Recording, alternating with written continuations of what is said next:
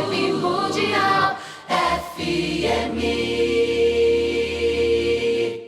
Mas antes eu queria trazer o tema de hoje, que é o ingresso do Sol em Sagitário. Bom, isso você não precisa ser sagitariano ou sagitariana para ouvir esse programa, porque de verdade isso vai te afetar bastante aí nos próximos dias. Sagitário é um signo de fogo, né? É um signo de impulso, de vontade de fazer as coisas. E é um signo mutável, ou seja, ele carrega em si uma necessidade de transformar as coisas.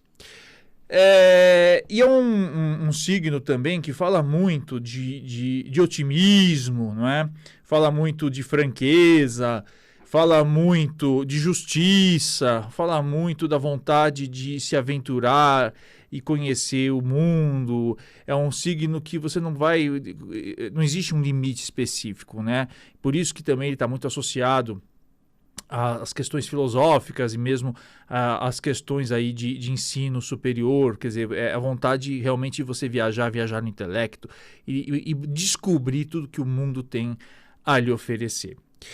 E aí a gente começa fazendo uma pergunta e eu queria que você refletisse. Você sabe qual a diferença de fé e otimismo?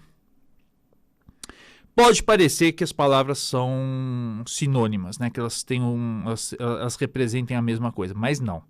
E eu sempre insisto nesse programa que a gente precisa ter muita consciência das palavras que a gente usa, porque historicamente elas já indicavam coisas diferentes, como o verbo gostar, amar e adorar, por exemplo, são coisas diferentes. Da mesma maneira, fé e otimismo são palavras que podem parecer a mesma coisa, mas são sentidos carregam, na verdade, significados diferentes. O otimismo é a certeza de que as coisas na vida sempre podem dar certo, não é? Então é a certeza de que, mesmo que hoje uma situação possa parecer muito difícil, que o dia está nublado, cinza, haverá mais cedo ou mais tarde aí oportunidades surgindo, caminhos se abrindo e soluções surgindo na sua vida. Já a fé é a certeza de que você pode contar com forças, seja a sua própria força ou forças superiores, na conquista dos seus objetivos. O grande problema, quando a gente fala de fé, principalmente para os espiritualistas, é a questão do fanatismo, né? É quando você, primeiro, quer acreditar que as suas crenças devem ser impostas para todas as pessoas. E você tem que entender, que aí é um princípio aquariano da liberdade, que as pessoas têm o direito de crer naquilo que elas julgam ser correto segundo suas próprias experiências. E que a fé é algo muito individual, mas é muito individual. A gente brinca que fé é igual peça íntima, né? É feio você mostrar ao vivo, né? É uma coisa que serve para você, só para você, e que você deve tratar na sua casa, na sua igreja, no seu templo, no seu terreiro, não é? E deixar que as pessoas possam ter o direito de escolha, o direito do livre-arbítrio delas. Da mesma maneira, a fé, quando ela é uma fé fanática, você crê numa força maior, ou você crê em você, e você desconsidera a lei das probabilidades. O que eu quero dizer com isso? Eu já usei esse exemplo em outras oportunidades. Eu posso ter fé em mim. Então, eu acredito e posso contar, inclusive, na minha crença, não é? Com forças superiores, com forças dos meus guias, etc., para conquistar os meus objetivos. Só que é uma fé muito maluca se eu disser assim, amanhã eu vou ser presidente da República, porque não existe probabilidade disso, não existe. Né? Então, a fé ela precisa trabalhar com probabilidades, não é?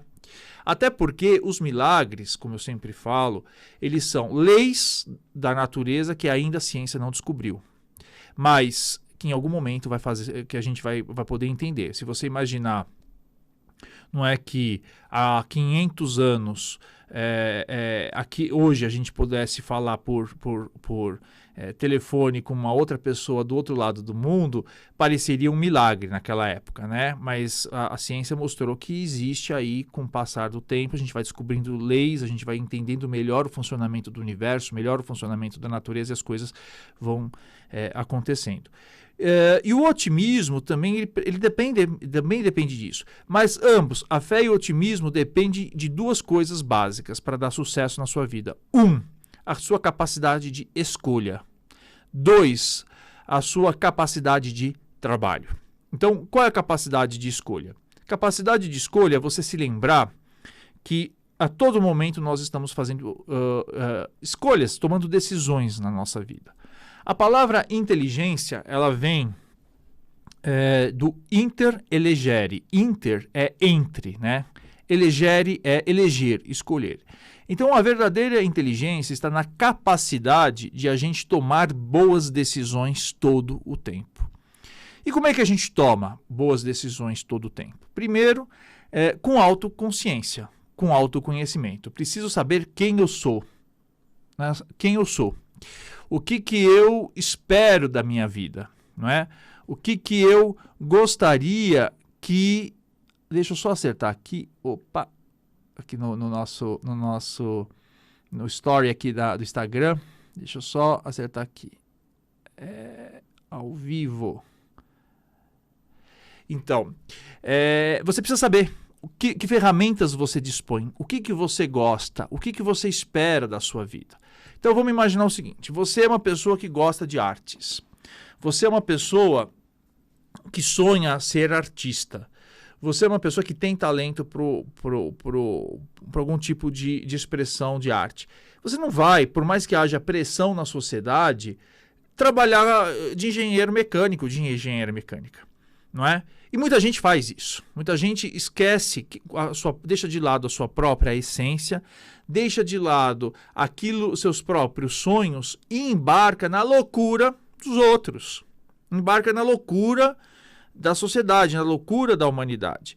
Tem gente porque eu realmente gosto muito, eu quero ser uma pessoa que não quero casar. Tem gente que nasceu com não quero casar, não quero me envolver emocionalmente, gosto muito dos bichos, gosto muito da minha família, etc. Mas aí vem aquela imposição: não, como você não vai casar? Você vai ficar sozinho pro resto da vida?